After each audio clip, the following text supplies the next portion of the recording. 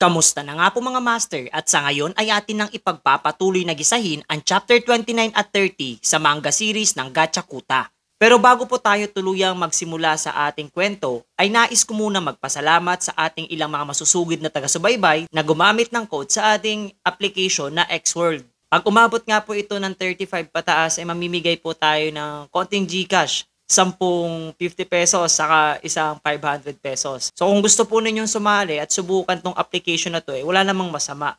Gamitin nyo lamang po sana itong referral code na Maestro07. So kasali na po kayo doon. At kung ito nga po ay inyong ginawa, maaari pong ilagay ninyo sa comment section. Kasama na rin ang GCash ninyo para kung sakaling kayong mapili, edi congrats po. At shoutout na rin pala para dito sa 19 na unang nag-install na sa application at sumubok. Wala lang pong masama dito. So without any further ado, ay atin na nga pong simulan ang kwento. Matapos ang naging pagtahak sa Canvas Town ay tuluyan na ngang nakabalik etong grupo ni Naruto sa headquarters ng mga janitors. Makikita nga natin etong isang individual na masayang isinaad na tapos na ang mga bagay na kanilang kinakailangan. Habang hindi nga ito kaagad naunawaan ng binata at marahang nagtanong kung sino etong lalaking nasa kanilang harapan. Sumingit naman etong si Semoy at binati ang mga ito sa muli nilang ligtas na pagbabalik. Gayon din, ipinahayag ang kanyang kalungkutan matapos na mapag-alaman ang biglaang pagpanaw ng dating Charmcaster. Ngunit wala namang pakialam sa kalungkutang nararamdaman nitong babae etong lalaking nasa kanilang pagitan at malakas na sinambit na tapos na ang maskarang gagamitin nitong si Rudo. Mas minabuti naman itong si Enjin na ipakilala sa binata etong lalaki na nagngangalang August na siya ang gumagawa at lumilikha ng mga kagamitan ng mga kagaya nilang janitors. Paglalahad pa nga nitong si August na kahit hindi niya nakausap ng personal etong binata ay tinitiyak niyang sakto ito sa isang kagaya niya. Buwat ng kaniyang araw sinukat etong si Rudo habang natutulog na literal na ikinabiglang mapag-alaman nitong binata. Pagkatapos ay sumingit nga sa kanila etong si Ayesha at kinumpirma nga sa atin na silang dalawa pala ay magkapatid nitong si August. Matapos noon ay makikita nga nating kumilos na etong grupo ng ating pangunahing tauhan patungo sa Forbidden Zone. Habang patuloy na nagpapayag nga ito ng bagyang pagkadismaya buwat sa napakaraming araw maiingay sa lugar na ito. Pagkatapos ay bigla na lamang huminto etong sina Enjin at inatasan etong si Rudo na ilabas na ang bagay na tinatawag nilang chokers. At kasabay na masisilayan ang mga itong sabay-sabay na pinadugo ang kanilang mga daliri na talagang hindi maunawaan nitong binata.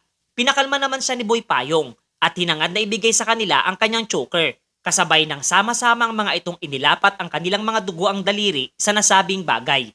Paglalahad nga nitong si Enjin na ang choker ang nagsisilbing kanilang transmitter na maihahalin tulad sa mga telepono. Subalit tanging magagawa mo lamang raw makipag-ugnayan sa sino mang nagawa niyang makipagpalitan ng dugo. Kung kaya't doon lamang naunawaan itong binata na ito ang pinakarason kung bakit ang lahat nga daw ng mga janitors ay nagtataglay ng ganitong mga collars. Kasunod nito ay muli namang isinaad nitong sina Enjin na ngayon nga daw ay oras na upang eto namang si Rudo ang siyang magbigay ng dugo para sa kanilang lahat. At ang payag ng iyon ay talagang nagbigay ng pangamba para dito sa ating pangunahing tauhan.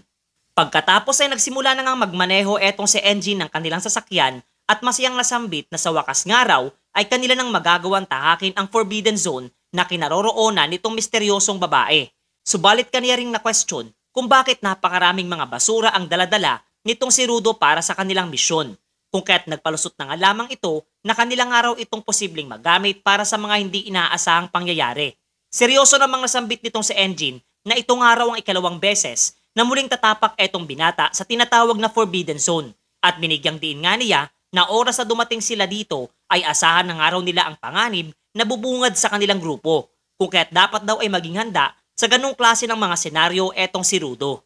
Lumipas pa ang ilang sandali at tuluyan ang ipinakita sa atin na tumapak na sa Forbidden Area etong grupo ni na Enjin na ayon pa nga dito kay Boy Payong ang nasabing lugar nga daw ay tinatawag na Penta. Gayon din, napuna nga nitong si Ryu na tila ba hindi buhangin ang matatagpuan sa naturang lokasyon, bagkus mga basurang naging pino na lamang sa tagal ng panahon. Pagkatapos ay kaagad nga din silang naalarma sapagkat agarang nadama ang kanilang presensya ng mga halimaw na naninirahan sa nasabing Forbidden Zone. Literal na nagmimistulang dambuhalang alakdan ang mga ito habang nasa harapan ng kanilang grupo. Muli nga siyang pinaalalahanan nitong si Enjin na ayon sa mga taong naging saksi, ang nasabing tinitirhan nga daw ng misteryosong babae ay nasa dulong bahagi pa ng nasabing Forbidden Zone, kung kaya't kinakailangan nitong si Rudo na makasabay sa kanila. Nakaagad namang sinang-ayunan nitong binata, kasabay ng pagkilos ng mga janitors upang labanan ang mga aberrant beast na nasa kanilang harapan mga master.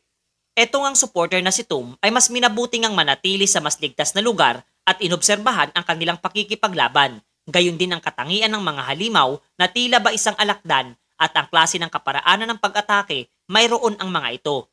Masisilayan nga natin pinuntirya ng isa sa mga ito etong si Ryu na madali din lamang nakaiwas at gamit ang talas ng kanyang gunting na Jinky ay mabilis din niyang naputol ang isa sa mga galamay nitong tinataglay.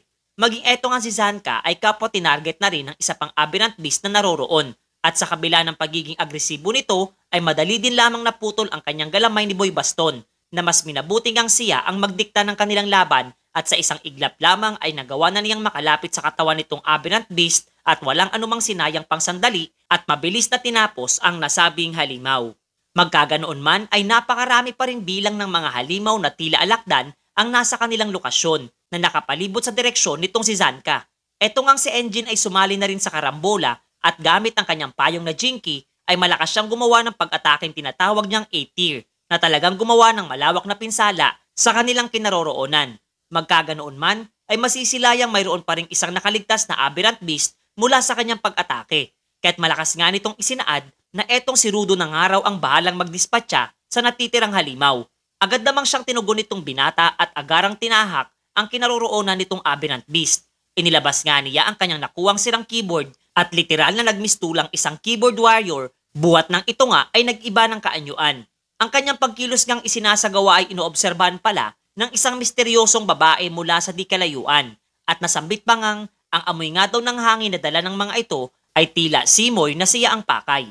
Makikita nga natin nagsimula ng pumindot etong si Rudo ng mga letra kasabay ng pag-enter na siya nag-activate sa abilidad ng kanyang nalikhang Jinky na mabilis na lumika ng mga letrang umatake sa naturang alakdan mula sa itaas nitong bahagi na ikinatuwa niyang masilayan habang gumawa pa ng middle finger sign mga master.